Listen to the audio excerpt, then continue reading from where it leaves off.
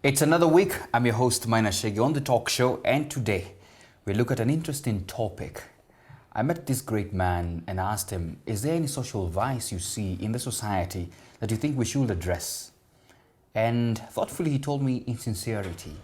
And I thought, wow, what an interesting topic, and how can you even research and talk about such? And today he's here to tell us more about insincerity and maybe how we could avoid it or get rid of it or address it and expose it.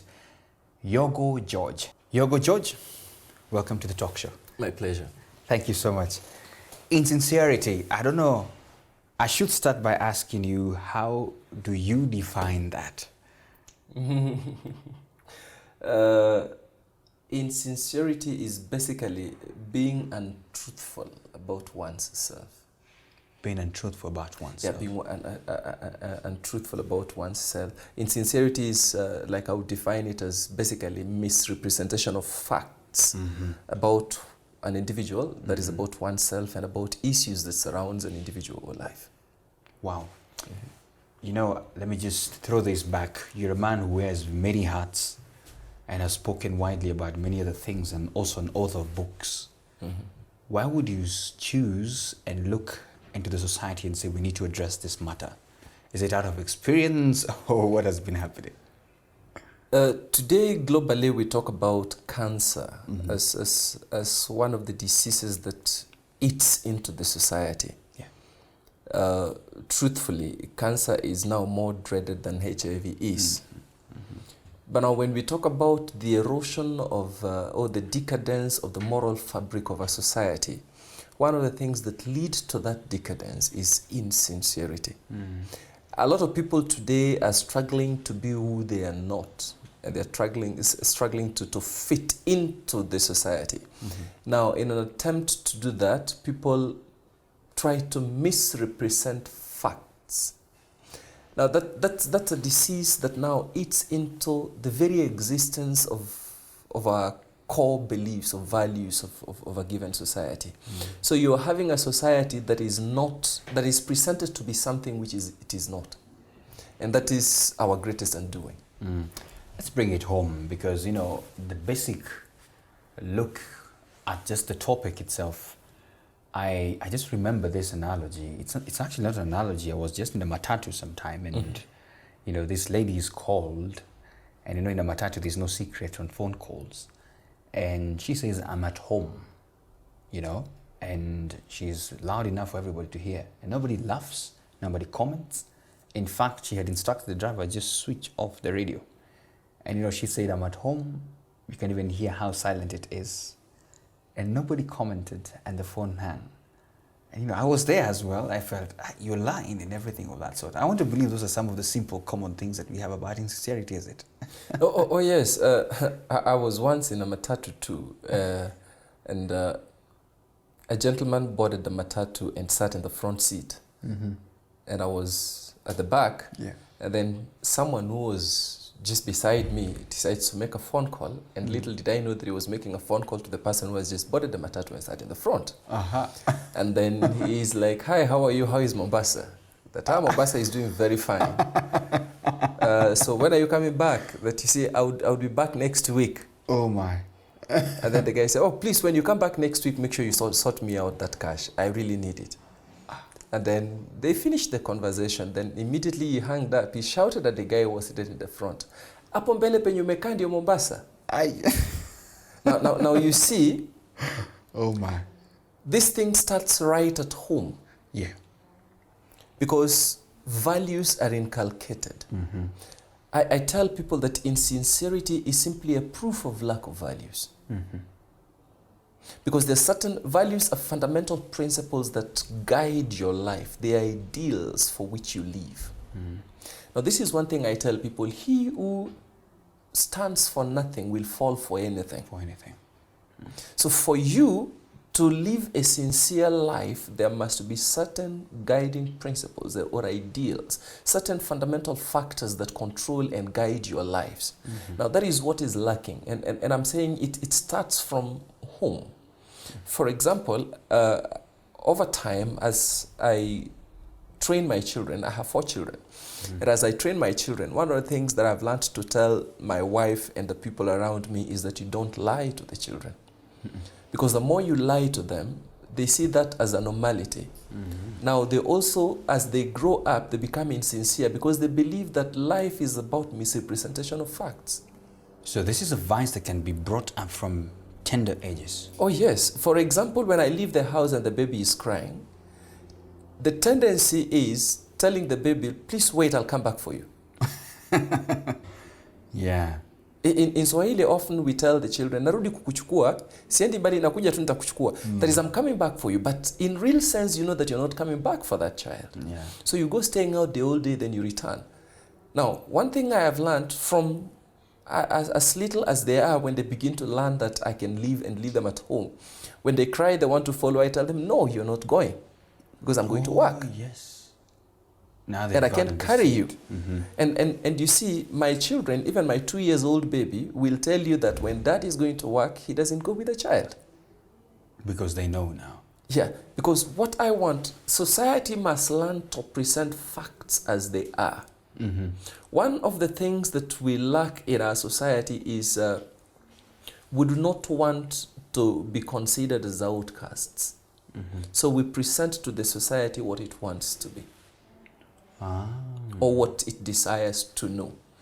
When in my last book, So You Think You Know Yourself, I tell people that most of us live in almost our lives entirely as total strangers to ourselves. And one other thing that makes that happen is because we do not struggle to get to know ourselves. So we do not even know what life is. Our struggle is to see life through the eyes of other people. And that is a misrepresentation of facts. So to handle insincerity, one of the things that we must do is that society must learn to present facts as it is, as facts, whether we like them or we don't like them. Wow. Speaking about that, Yogo, why are people so afraid of being true to themselves? Because you're talking about values and people being true to themselves. Is it because of the harsh punishments that are there, or are people just wishing to tell people what they want to hear? Because let me use as an example. You look at someone and they ask you, am I smart? Yet you can look at it and sincerely looking at it, no, not yet. But because you don't want to hurt the person, you're like, yes, you generally look okay. One of the reasons, one of the things that breeds insincerity is lack of belief in oneself.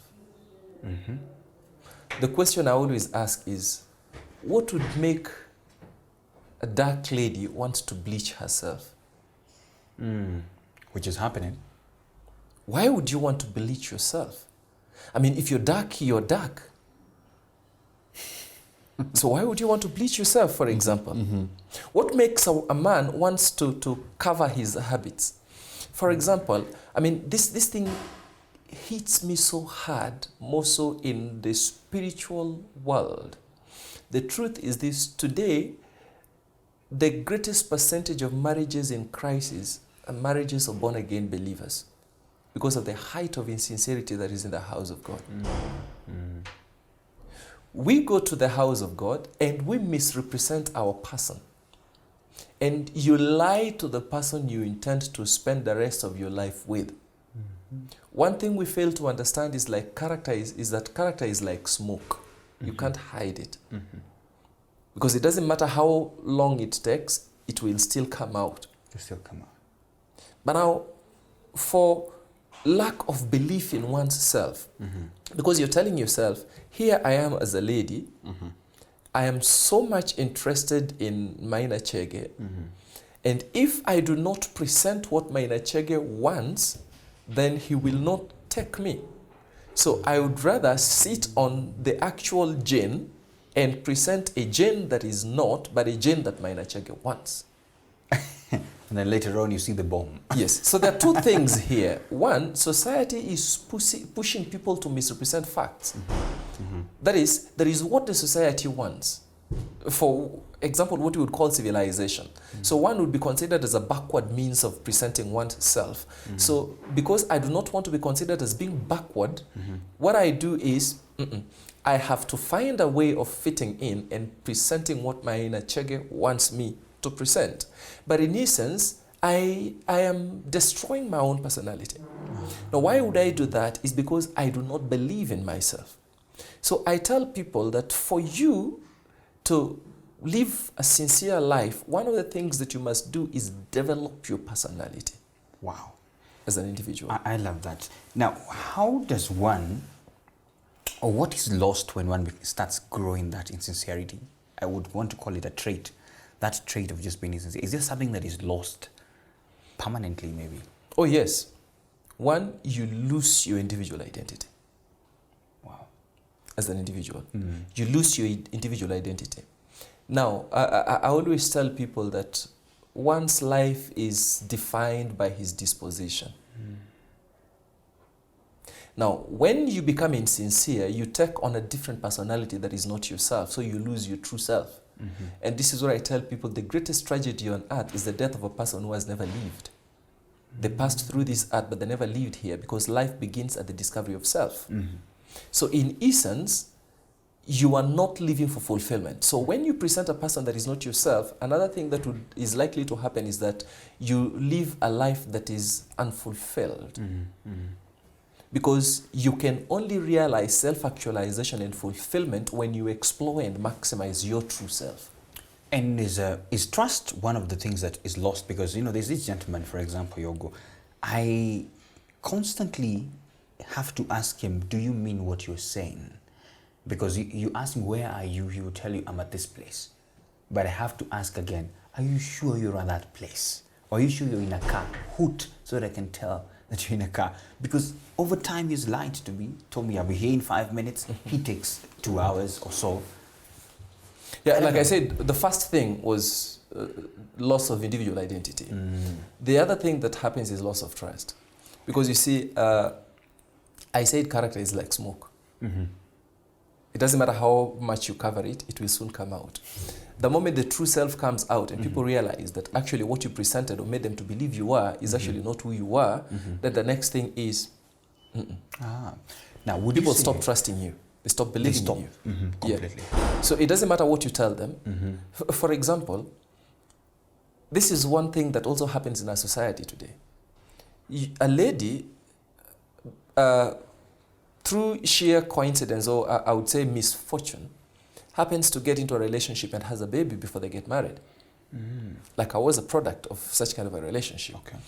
And when you decide to get married, because of the demand of the society, you hide the child.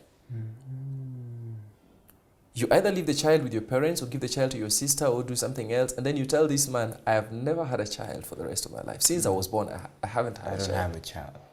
But now you see, society is also very funny, because it is still the same society that would reveal the secret.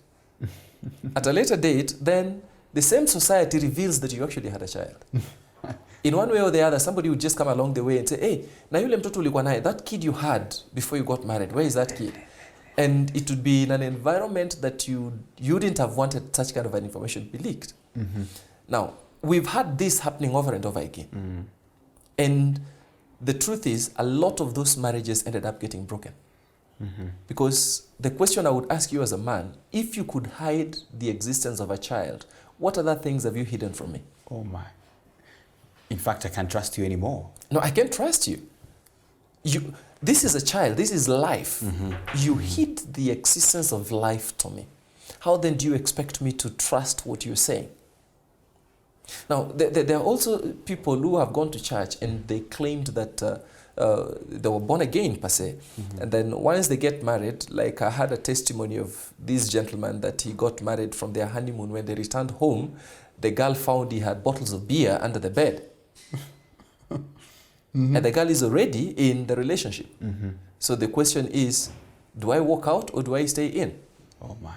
Now that is the height of insincerity that I'm talking about. So you see, the very fabric of the society is broken. Insincerity decays the very fabric, the moral fabric of a society. Quick question here, Yogo. Yes. Could then insincerity be termed as, or sincerity being termed as, being a man or woman of your word? Yes, that would be one of the ways to define a sincere man. Okay. Because a man is defined by his disposition, of Okay. which one of them is what comes out of his mouth. Okay. But a sincere person is a man of his person. Okay. That is, you stay true to your word, you stay true to your ideals. I would go back to that. When we're talking about insincerity, I have said that it eats into the very fabric of the fundamental fabric of the society. So if you must cultivate and nurture sincerity, then we must nurture ideals. So if a man is a man of his words, which means there are certain fundamental ideals that he believes in, what he stands for. So he can't go against it. So if I say no, it is a no. If I say yes, it is a yes.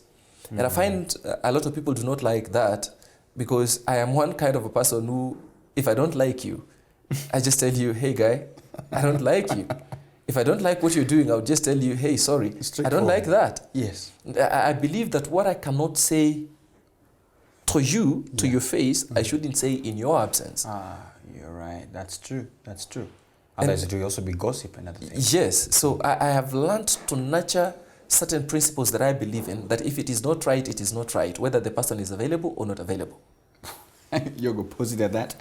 We're going to take a short break, but when we come back, we'll be talking about, now the real things happening in the society, because you see, we have had a lot of cases, for example, the latest ones of people cheating in exams and the rest of the things, and I don't know how they live with such with such insincerity.